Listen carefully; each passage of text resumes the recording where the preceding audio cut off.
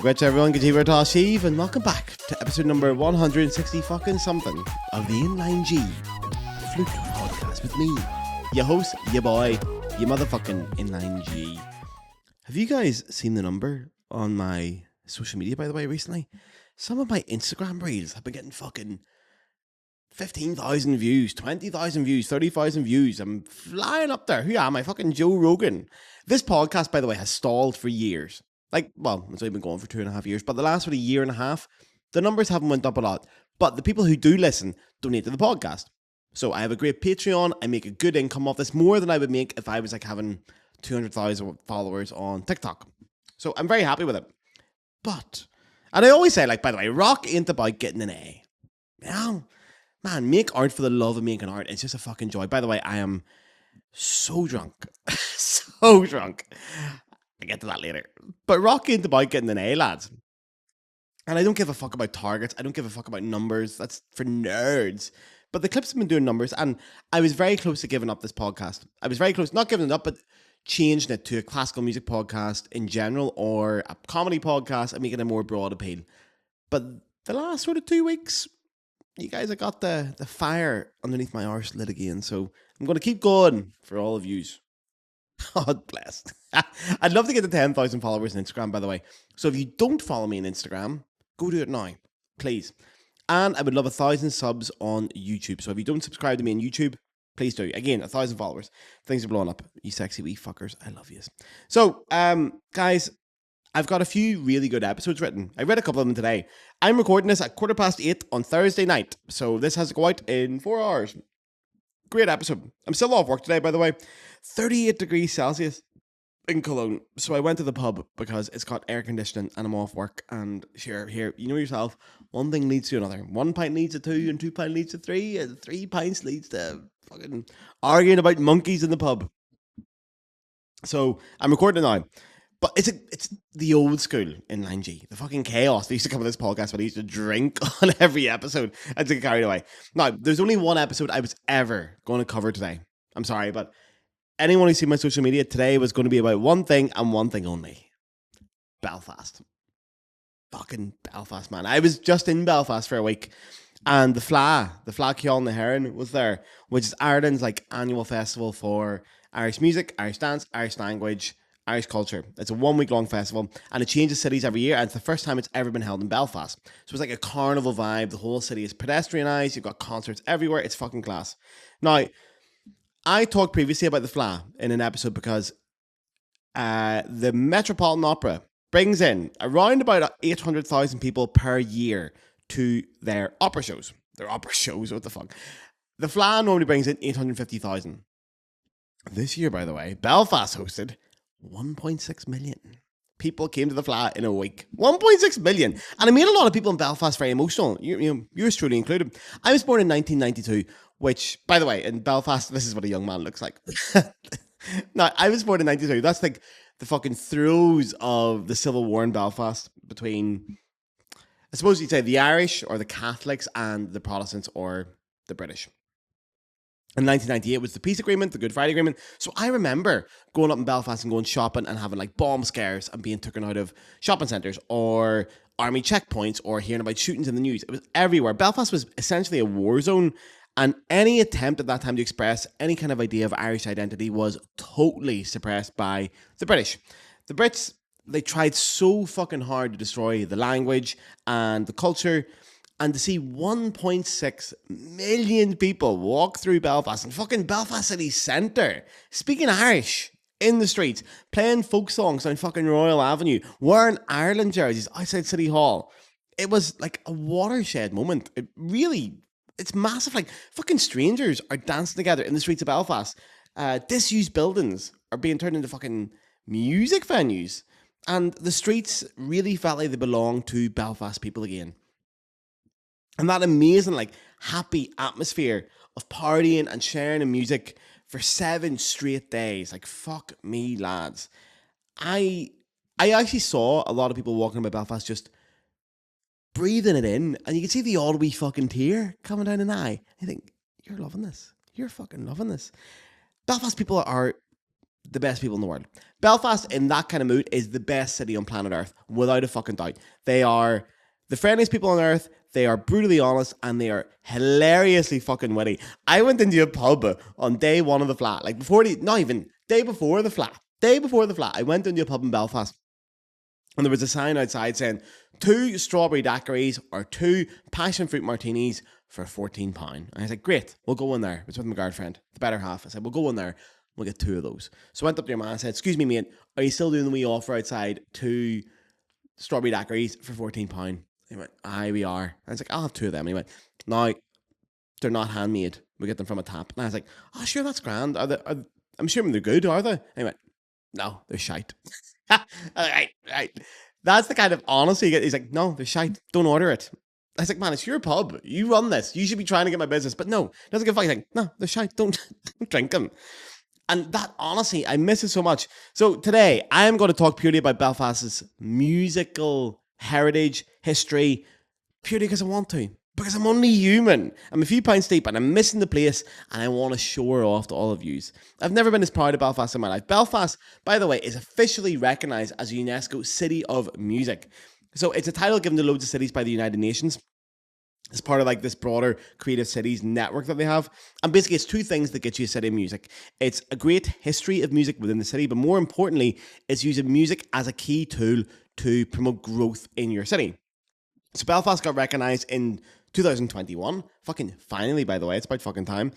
So if you want to know why Belfast is maybe the best city in the world for music, sit back, put a straw in something tropical, and get your ears around this Inline G episode. So a quick history lesson before we start here. I hate doing this in every episode, but guys, you need to educate it, right? And you can't separate politics and music. That's not how things work around here. So Belfast is still under British rule, okay?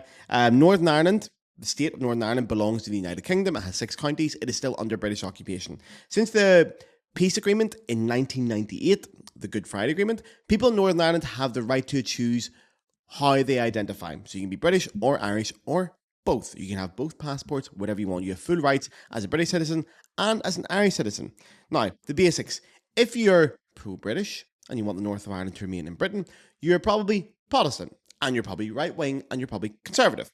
If you're pro-Irish and you want the north of Ireland to be part of a greater united Ireland, you're probably Catholic, you're probably left-wing, and you're probably quite socialist, generally speaking. I was born into like this pro-British unionist background, but I've turned teams to the old fucking switcheroo. So even my fucking staunchly unionist friend who came to the Fleadh with me, and we sat at a fucking gig at Kelly Sellers, and someone was playing a guitar and singing they were singing Grace. And the fucking unionist friend turned around to me and just whispered to me, he's like, mate, are we the bad guys? And I was like, yeah. You are, man. Fucking pro-British unionists. You are the bad guys. You're the fucking bad guys, man. So Belfast is still divided into British areas and Irish areas across the city. Still separated by peace walls. These giant walls make sure you can't throw anything over the top. We now have more peace walls than we did during the conflict as of today. But the city centre is always viewed as a neutral space. So you don't bring politics into it. We avoid it entirely in the city centre. Now, regardless of politics, one thing that made Belfast so interesting was their artists and their creatives being from a working class background. Working class creatives really drove Belfast forward. And we fucking love it. We love to see a working class boy or girl or something in between do well. AKA your boy here, your boy. At the height of our Civil War, which is also called the Troubles, up until 1998, we still produced some of the best musicians in fucking various genres. Like all across the board, Belfast was churning them out, boy. Fucking hit after hit after hit. So I'm going to go through it. We're going to start with the Irish folk music scene. The obvious place to start maybe for many of you. Belfast is home to some of the best traditional Irish music players in the world. Like in history, by the way, as well. Like if you go right back, you're talking about, there's a group called the McPeak family. And that was 3 people. That was Francis McPeak Sr., Francis McPeak Jr., and John McPeak. And if you want to listen to them, they have an album called The McPeak Family. It's on Spotify and all that shit. Go listen to it. Their version of Wild Mountain Time which I actually think they wrote originally. Fucking gorgeous. And this, like, we're talking the 50s. And I actually, when I went into the program notes of that album to do this research, I found from 1959 this little insight about Belfast, which says, it is difficult to think of Belfast as a city of singing and music. It is a bleak, grimy city, windswept and cheerless in the winters and wet and cloud-hung in the summers. It is the capital of the 6 northern counties that make up Ulster, the part of Ireland still held by Great Britain, and it has much of the dreary heaviness of the English Midlands. The surrounding countryside is a beautiful landscape of small farms and rolling hills with the coast and mountains not but far away. But Belfast seems itself, apart from the beauty around it, to huddle against its riverside tangle of shipyard building cranes. Its buildings are smoke-stained granite, its city centre without colour or excitement. I mean, man, fucking cheer up. And we've done the place up since then, so nobody worry. Belfast is looking great these days. Nowadays, you'll find people playing amazing Irish folk music in Belfast. In fact, there's a very unique style of playing the flute that comes to Belfast, which we hear in the folk style. We also hear in classical musicians that come from Belfast. There's a theory, aka my theory, that Belfast sound comes from the accent, because our accent is very nasal, it's very up here, and it's very forward. So a lot of our pronunciation is very harsh, it's very depth, it's very direct, and that's something you hear in the trad music with the bottom notes. They fucking blast them out. If you listen to a lot of musicians or flute players, from Belfast, in any genre, you'll hear that directness in the sound, which we will get to later. So nowadays, you've got great flute players. You got people like Mulu and Brendan Mulholland and Brian fucking Finnegan ruling this scene. But these musicians all express their Irishness through their music. I saw someone on TikTok recently call out the Irishness of people in the north of Ireland as performative. Fucking performative, you fucking privileged dub wanker. Like, in Belfast, you've got to fight for the right to be Irish. It's not handed to us like it is down south. It's a fucking political statement to do anything. Just to exist within an Irish space is a political statement to Belfast. So to come in and say, oh, it's performative, is so fucking privileged and so fucking out of touch. Also, by the way, the person who said this pronounced Ireland Orland. Orland. Like, fuck off. It's the kind of person who probably had a fucking horse. Man, fuck off. Now, the other side of Belfast, which we get away from the Catholic pro-Irish side, you have the pro-British side, who do have a great musical tradition as well. As much as it pains me to say it, but that was where I was brought up in. So they have the flute band tradition of Northern Ireland. I've done an episode on this way back, like episode number 4, back when I give a fuck about making episodes. But the flute band tradition of Protestant Ulster it's got many negative connotations, but they have produced some brilliant flute players. People like Gareth McLernan, or Gary Arbuthnot, or Aisling Agnew, or Colin Fleming. These people all come from the flute band tradition of Northern Ireland. And of course, there's one flute player in particular who's emerged from the Belfast flute band scene to conquer the world. Arguably the greatest flute player of all time and a true icon of the instrument itself. Of course, I'm talking about Gareth Houston. No, obviously I'm talking about fucking Jimmy Galway. Man, Jimmy Galway. James Galway, Sir Jimmy. I mean, like, come on. Belfast has topped the flute game. Topped the flute world. We've done it. And this is a country with no conservatoire, by the way. The best flute player of all time that ever lived and ever will live. From Belfast, boy. From Belfast. Not me, obviously, Jimmy. It's not all we've topped. Like, punk music. Punk music exploded in Belfast back in the 70s and 80s, mainly due to the high value that rebellion holds as a currency in the north of Ireland. So Stiff Little Fingers, an iconic punk band, and so many bands arose as well due to Terry Hooley's Good Vibrations record store and record label. By the way, that is a movie on Disney Plus, real movie. Good Vibrations, go watch it. Fucking brilliant by Terry Hooley. The most famous of Terry Hooley's bands being the Undertones, who were actually from Derry. They weren't from Belfast, but they have the great fucking punk anthem, maybe the greatest punk anthem of all time, which is, of course, Teenage Kicks. And no conversation about music in Belfast would be complete without Van. Robin Swan is a dangerous man. Morrison. Van Morrison definitely fucking cooked the goose. during Corona. But here, fuck, that man can sing. That man can fucking sing, boy. Brown Eyed Girl, Days Like These, fucking Moondance. Have I told you lately? Van the man is a Belfast icon. And he actually immortalised the entire city with a fucking beautiful song, Cypress Avenue, which is an actual street down in East Belfast.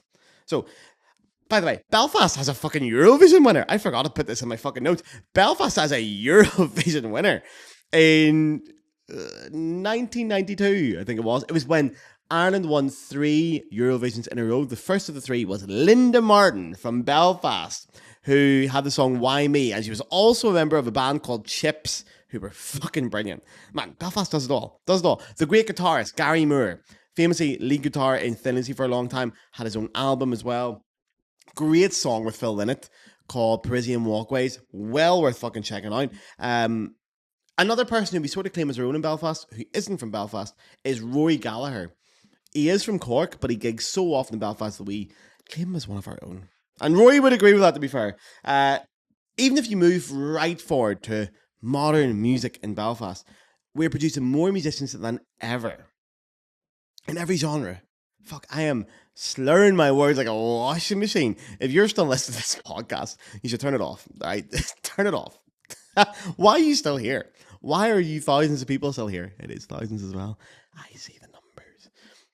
But Belfast nowadays, doing great. I am sweating, boy.